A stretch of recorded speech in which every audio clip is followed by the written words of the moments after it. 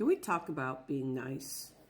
Like, what does that show up? Does that mean that I'm being nice to you and so that's a bad thing? No, that's a really good thing. But what if somebody says something to you and it doesn't feel right?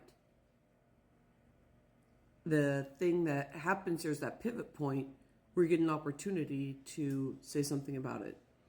You're like, but I'm too nice for that. What does that mean? That means you just let somebody step on you because they were only seeing what they were seeing, but deep inside, you shut your vocals down. You just didn't talk about it. And you thought, well, I got to be nice. I got to be nice. But what if nice is something different? What's your definition of being nice? Being nice is really loving on somebody, appreciating them. And the people that are not thinking that way are the people that you want to say something to. You don't have to yell at them. You don't have to flip out. The most important thing is to say, hey, in still a loving way, that doesn't work for me. I don't appreciate when you talk to me that way. You misunderstand me because you just said something and that's not who I am. And you're right. There may be some combative things where they say, well, that's what I think. You go, that's okay. But that's not me. Or maybe you're still trying to understand who you are. Because we all are, right? So the question could be, what does that look like? What do you mean? What am I doing that you're saying that? And these conversations are so hard to do, to have. But if we keep up-leveling our emotional IQ, we really think about this. There's a difference between being nice and loving and in your heart. And I've had many people, when I first started opening my heart, I had many people around my camp that liked the brassiness in me, which means that that's not very nice. It means that I was just very abrupt and I was rude pretty much all the time. And if I was nice, it was because I wanted to be nice at that moment. And I thought, that person's just too nice. I don't want to be like that. And I'd have people around me saying, oh, you are so sensitive. You really got that sensitive thing going for you. Oh, that's really bad. And it was at the tail end when I was learning more about opening my heart, tail end of these two clients that I had that said that to me. And I knew it was going to be the end of the contract at that time.